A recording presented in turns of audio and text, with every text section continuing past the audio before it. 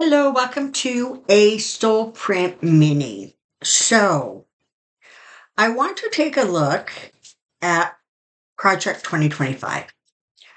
Um, as I was thinking that this was the video I wanted to do today and the reading I wanted to look at, um, I sort of, got a message that basically said they they've exposed too much too soon. So I'm taking that to mean that they've gone public early enough that there can really be some significant resistance built up against them. There's, whoever that president guy is, I mean, he was on the talk show just explaining exactly what was going to happen. They have released their, I don't even know what you call it, um, plan, I guess, to the public, all like 900 pages of it. It's curious to me because either they are so convinced that they are the only right answer and solution, and therefore they wanted to get that information out so all the other people who believe like they believed would join or would support them going forward. But what they've done, I think, is ruffled a lot of feathers that maybe weren't even um, aware or alert of what's been going on with them, because it just seems kind of curious to me. Like, you would think that for an organization that wants to truly create such havoc in the United States by forcing their belief structure on everybody else, um,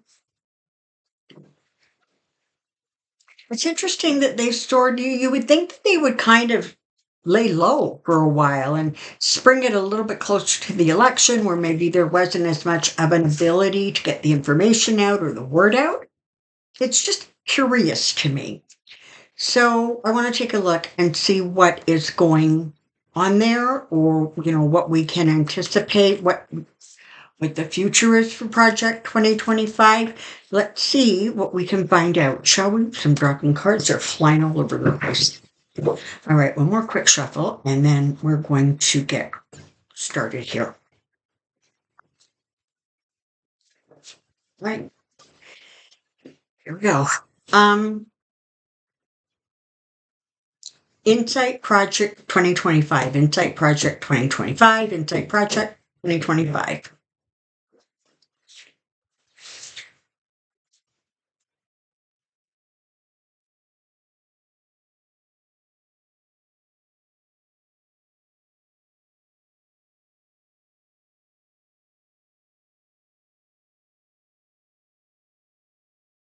Okay, this is where we're starting. We're starting with the Five of Swords, and a couple cards later, we have the Seven of Swords. All right. So it's like they plan on accomplishing what they're going to accomplish by any means, right? They don't care if they have to bully people or threaten people. They don't care what shenanigans have to go on. They are determined that they can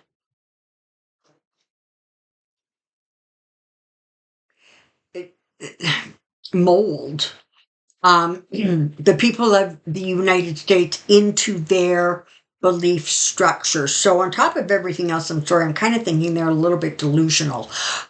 It's like because, okay, thank you. What I'm being told is, like, because they actually see anybody who isn't like them as not only inferior, but irrelevant. They don't consider what the reaction is when they make statements like, we're going to just turn the entire United States into, 1955, 1960 white America. They don't take into consideration the energy and the momentum that creates to push against them. They're just sort of in this little bubble world that they live in. It's kind of weird. They're, the devil, okay? They have their plans are in place.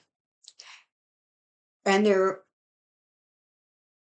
again, it's like I just said, they really will kind of go to whatever limits they need to go to in order to attempt to accomplish this. Once they've done that, they actually plan on expanding that idea, those attitudes, um, further than just the borders of the United States, because they feel that there are a lot of countries who are starting to get a little bit like testy about immigration. And so they feel like there are some countries that are sort of ripe to be influenced by their philosophies and their thoughts and the way they want to do things. Um,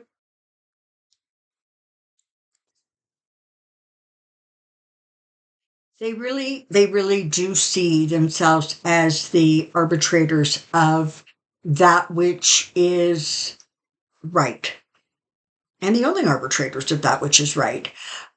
Their belief structure is simply all they um,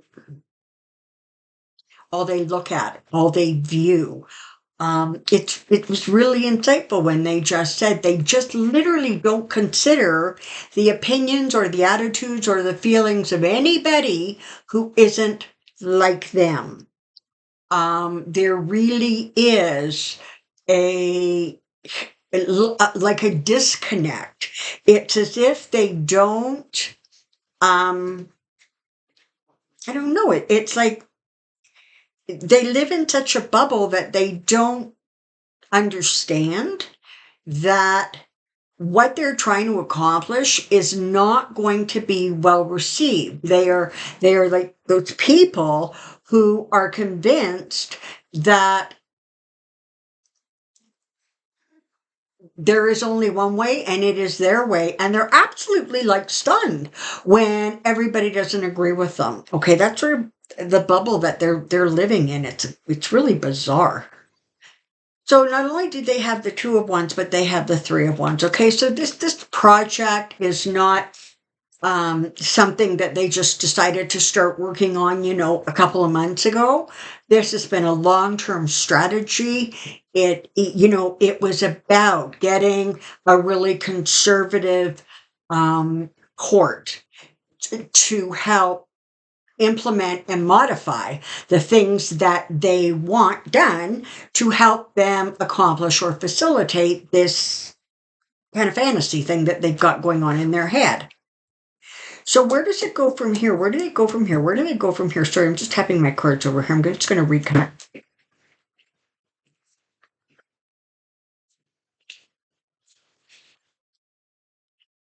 All right. So,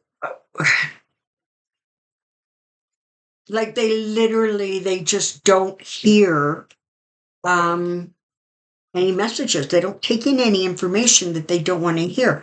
They are so convinced that they are strong and their way is right. And, everything is between, a male and a female. And, they don't want to see interracial marriages. They don't want to see a blending of races. They certainly don't want other races to be considered equal to them. They truly see themselves as above. This is interesting, though. It doesn't look like it's actually going to work for them very well. I think what's going to happen is they're going to find themselves in a place kind of not unlike um, the MAGAs, which is there is a core group of people who are going to buy into it and are going to believe it and are going to stick with it, but they're not going to be able to grow it beyond that. In many ways, it has a very limited audience. Okay, they're going to keep pushing it, but the sort of the shadiness of it, the inequality of it, kind of just the plain craziness of it, um, really feels like they're not going to be able to get as far as they think they are. As we're looking forward, I mean, really, they are stuck in that place where they have a picture in their mind of how they want the United States to be, and they are not necessarily interested in hearing anybody else's opinion that doesn't conform to theirs. But what we have following that is the 9 and 10 of Wands. This is going to be a really hard lift for them. And they're not going to be very good at sort of justifying or explaining. It's just one of those, we want what we want, and that's all there is to it. It's not going to, it's so like, it's like a cult. Okay, I'm sorry, but it's like those who are entrenched, they are true believers, and they're not going to be dissuaded, but it has limited appeal. And there may be people out there who, you know, maybe not be white and heterosexual, who in some way think that maybe some of their ideas are pretty good, or they like this or they like that, until they realize that they're actually going to be a non-person if these guys get their way. And so their support is going to just kind of keep diminishing. What's going to happen is you're going to see some real infighting going on within Project 2025, because they're not going to be able to take hold the way they want to um, in 2025. All right. And yeah, and then the obvious thing to say is, oh, well, okay, so then they're going to change it to Project 2028. And you know what? They're going to try. But it feels like things are going to be unsettled enough within there that they're not going to be able to figure out how to see their way clear. Like it just feels like there's a whole lot of infighting going on. And while they stand behind the rule of law, ultimately that's going to be what does them in. Ultimately, that is going to be what ends up hurting them, because people are not going to buy into it in any significant way. Eventually, or for, I can't say forever and ever, but certainly in the next, I don't know, for the rest of this decade, let's say it that way, they're not going to be able to get the stranglehold in the United States that they think that they should have, or believe that they're entitled to, frankly. It's just not going to work for them, because there's just going to be people who are not going to be particularly interested in what they have to say. They're going to be sort of relegated to like a group of crazies. So for right now, this is what's important. It's important that people do not minimize the threat of Project 2025. Okay? It's like minimizing or discounting megas. It's not smart, because they're loud, and they it's almost like they create their own, force field, right? And you want to be very careful that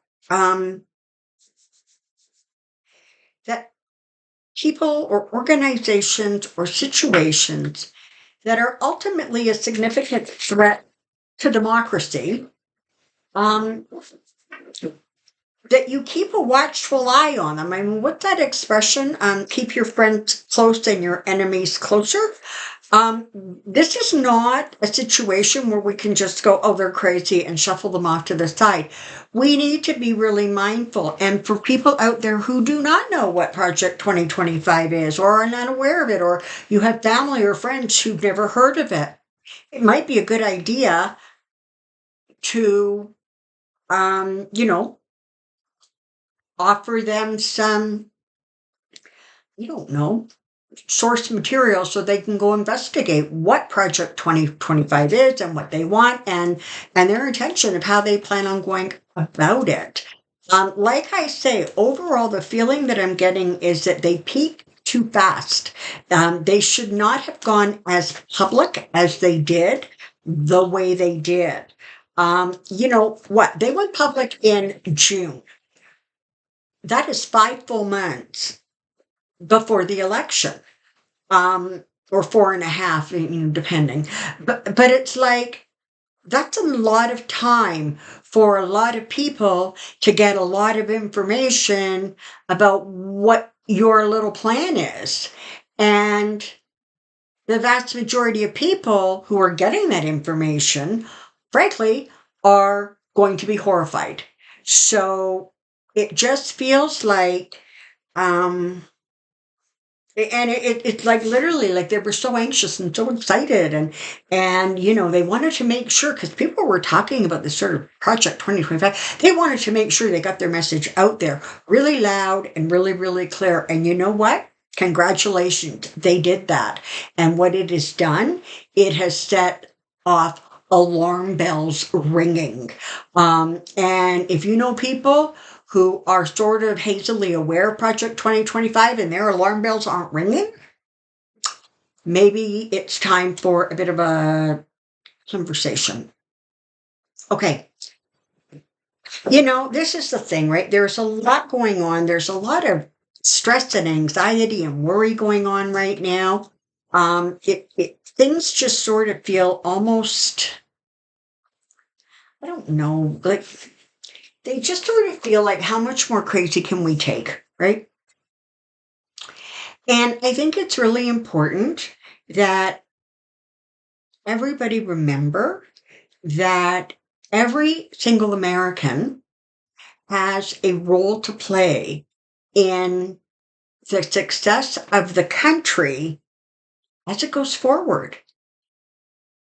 That's the power that you have as voters. And,